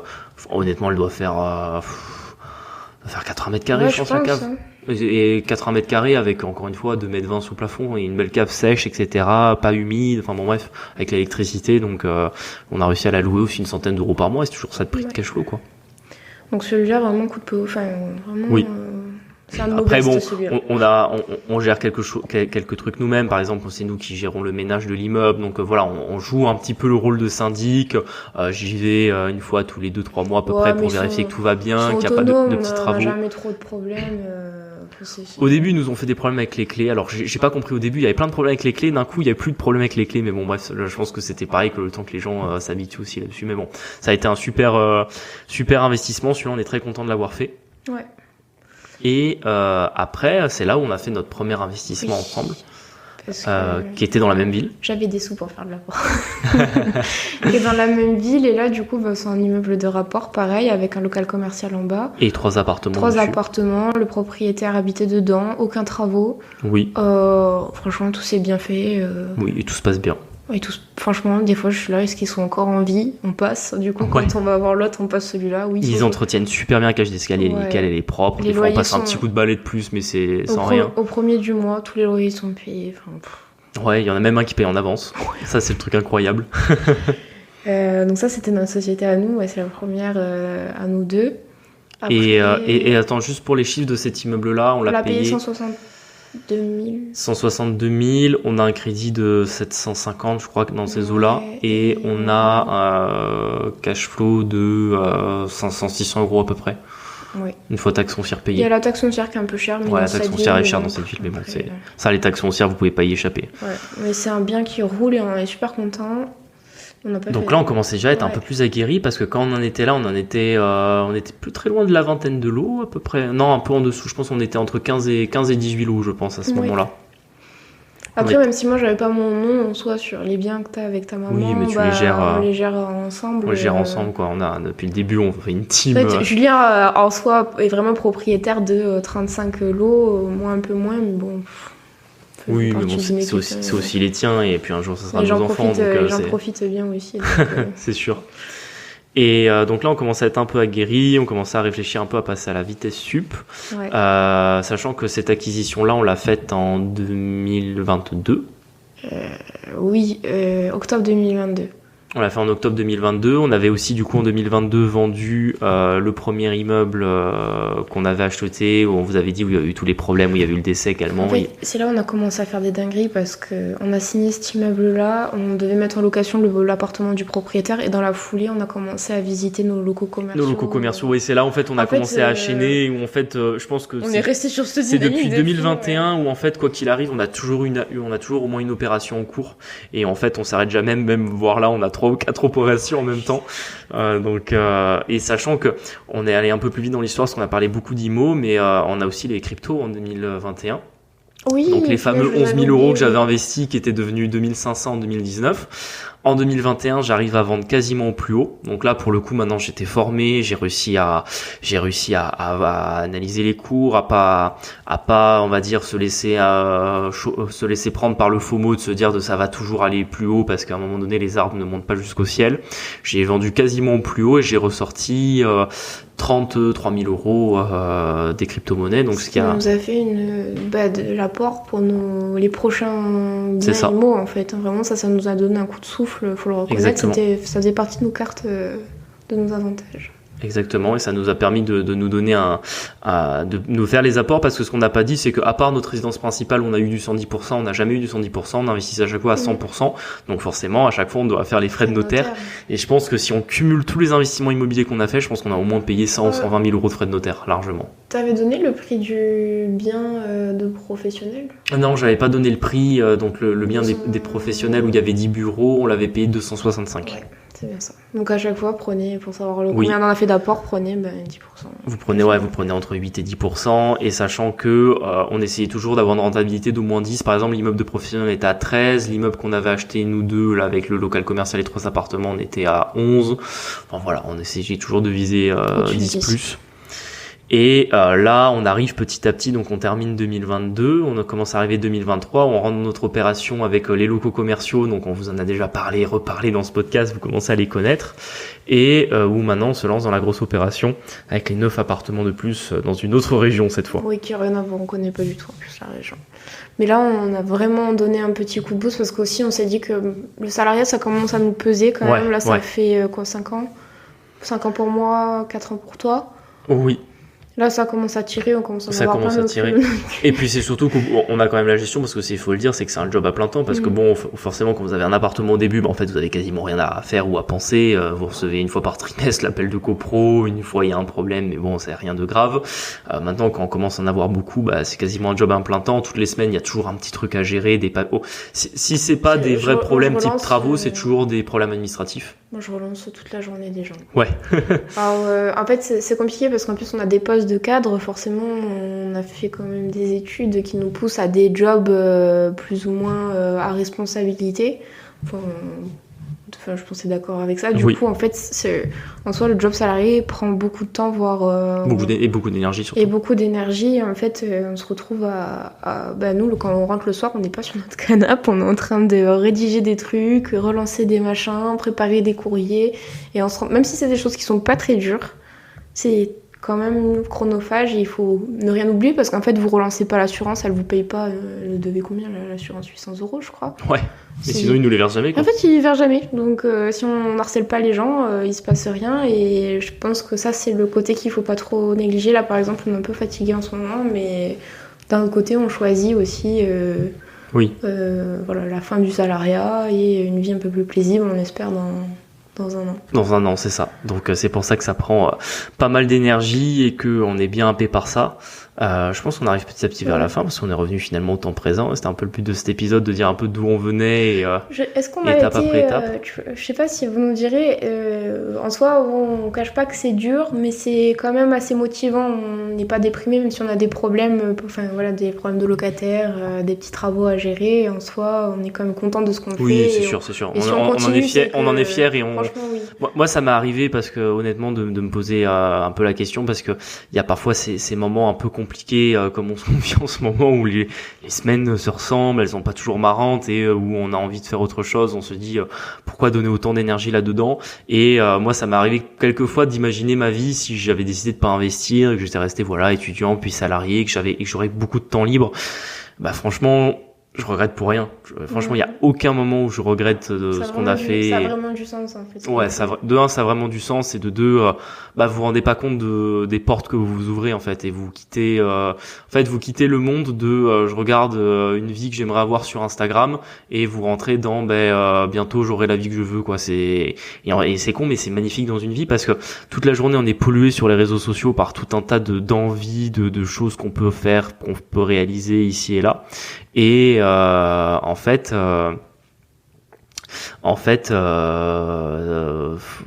cette vie-là, si on reste assis sur son canapé et qu'on fait rien, et qu'on aime son temps libre et qu'on reste juste dans son job, en fait, on l'aura jamais, quoi. Et je trouve ça terrible si on la veut, parce qu'après, si on la veut pas, aucun problème. Chacun est libre de ses choix. On peut ou pas décider de vivre des choses de dingue dans sa vie, et surtout on peut choisir ce qu'on définit comme chose de dingue. Tu vois, il y a peut-être quelqu'un qui va se dire, tour du monde en van. En vrai, un tour du monde en van, c'est à la portée de tout le monde. Tu vois, je veux dire, c'est pas une question monétaire, parce que ça coûte pas très cher et que c'est des expériences de fou. Mais voilà, si on veut faire Par contre, des trucs, ce qu'on appelle un peu de dingue, qui coûtent un peu plus cher, à un moment donné, il faut passer par là, faire de l'investissement. Et puis même, sans parler forcément du côté matériel, parce que moi, par exemple, quand j'étais étudiant, je rêvais d'un truc, c'était avoir une super belle bagnole. Je regardais les prix des bagnoles toute la journée sur la centrale. C'est vraiment un truc de mec, ça. Et c'est con, mais maintenant que je peux me le permettre, j'en ai vachement moins envie de la bagnole. J'ai une bagnole qui coûte, franchement, je sais pas si je la revends demain, elle vaut quoi, 7-8 000 euros ma caisse, tu vois. Non, en fait, elle est très bien, elle fait le taf. Elle est cool, elle est confortable, elle me sert tous les jours, mais ouais, c'est vrai que ça serait cool d'avoir une bagnole plus sympa, mais je veux dire, c'est pas un besoin vital, et je veux dire, je suis parfaitement heureux sans, mais je pense que c'est parce que je peux me le permettre, alors que à l'époque, je pouvais pas me le permettre quand j'étais étudiant, j'avais encore plus envie. Et je pense que en sortant de cet aspect uniquement matériel des choses, en réalité, le plus important, c'est d'avoir le choix, je pense, en premier, et d'avoir le temps. Et ça, malheureusement, d'avoir le choix, d'avoir le temps, que vous aimiez ou pas l'argent, que vous aimiez ou pas les choses matérielles, vous en aurez besoin. Et quoi qu'il arrive, c'est une nécessité. Je pense aussi que ça fait pas mal grandir, je trouve. Des fois, je me dis, pour 26 ans, bon, on gère quand même énormément de responsabilités. Oui, ça vous fait grandir.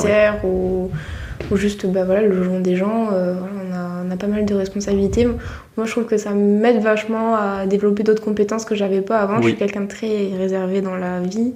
Au final, j'arrive de plus en plus à m'affirmer, à obtenir ce qu'on veut. Les négos, bon, tu les mènes, mais on en apprend aussi plein. Enfin, franchement, on développe plein de compétences comme ça qui sont vraiment pas négligeables. Et je suis sûre que dans d'autres arc de notre vie, ça nous servira. Mais ça, je l'ai entendu plusieurs fois dernièrement dans des podcasts ou dans des vidéos YouTube, mais c'est vrai que quand on parle d'entrepreneuriat et d'investissement, je suis pas sûr que j'étais forcément destiné un jour à être un grand entrepreneur, un chef d'entreprise, mais je pense que dans tous les cas, les choix d'études que j'avais fait, de job, m'amenaient pas dans cette direction en tout cas. Et c'est vrai qu'il faut reconnaître que l'avantage de l'immobilier, c'est que c'est la petite porte pour devenir entrepreneur, parce qu'en fait, vous avez les problèmes d'un chef d'entreprise à arriver à un certain niveau. Et ça vous force à développer tout un tas de compétences comme le management, comme la négociation, comme les responsabilités. Et c'est vrai que typiquement dans notre job salarié, je veux dire, soi-disant j'ai un job à forte responsabilité et pourtant tous les jours j'ai pas spécialement l'impression de gérer des trucs de fou à mon boulot. Enfin, pour moi, c'est la routine et parfois, par rapport aux décisions qu'on doit prendre dans notre vie ou pour nos investissements ou aux problèmes qu'on doit gérer, ceux que j'ai au boulot, ils me paraissent dérisoires. Moi aussi, ça me paraît, je suis là, mais alors que parfois, pour mes collègues, on a l'impression que c'est des trucs de fou et que c'est hyper grave, alors qu'en fait, non, il suffit de faire, il faut faire ce qu'il faut faire. Ça fait vachement relativiser. Ça fait beaucoup relativiser, mais je pense même qu'au bout d'un moment, ça fait trop relativiser. C'est un peu ce qu'on a actuellement. C'est que du coup on est complètement déconnecté. Très détaché, ouais. Mais c'est même pas une question d'être détaché, parce que dire qu'on est détaché, ça pourrait dire en mode on s'en fout et on fait pas bien les choses. Sauf que c'est pas vrai. Non, on les fait quand même bien. On fait bien les choses. On n'est pas détaché en mode on s'en fout de notre taf, etc. Mais c'est juste qu'en fait ça fait relativiser en mode on nous vend des responsabilités, etc. Alors qu'en réalité par rapport aux responsabilités qu'on a dans le reste de notre vie, celles qu'on a dans nos tafs, elles sont toutes petites, quoi. Oui, puis en fait, ça assure aussi une certaine sécurité. Qui va venir nous dire quoi, tu vois? Proposer une rupture à la limite conventionnelle auquel on dira oui. Sinon, qui peut venir nous dire quoi? De toute façon, on a ce qu'il faut pour vivre sans. Donc, moi, je trouve que ça fait un détachement par rapport au salariat. C'est vrai que ça fait un détachement. Après, je suis pas forcément persuadé que forcément pour pouvoir vivre de manière détachée son job, en mode du jour au lendemain, je le perds, c'est pas grave. Il faut forcément avoir un gros patrimoine immobilier. Je veux dire, déjà, t'as 1 an, 2 ans d'avance de... C'est une histoire de mindset, juste. Une histoire de mindset, et puis une histoire que voilà, si t'as juste 1 an, 2 ans de train de vie de côté, en fait tu peux te le permettre, parce que si tu dis que demain tu perds ton taf, en fait t'es bien, quoi. Faut juste pas être pris comme un peu les familles où dont on est venu, qui étaient assez prises à la gorge parce qu'elles avaient pas beaucoup d'argent de côté et qui par contre avaient un besoin vital de leur job pour financer leur famille, quoi. C'est surtout ça. Et je pense qu'il y a un peu de ça qui a fait qu'on a pris cette autre décision, enfin cet autre chemin. Et par exemple, moi j'ai jamais vu mes parents ultra heureux de leur job. Au contraire, je les ai vus le subir vachement. Et du coup, moi je me dis nous on vivra jamais comme ça. De toute façon, c'est fini dans un an. Donc, oui, voilà. C'est sûr. Je pense qu'on arrive sur la fin.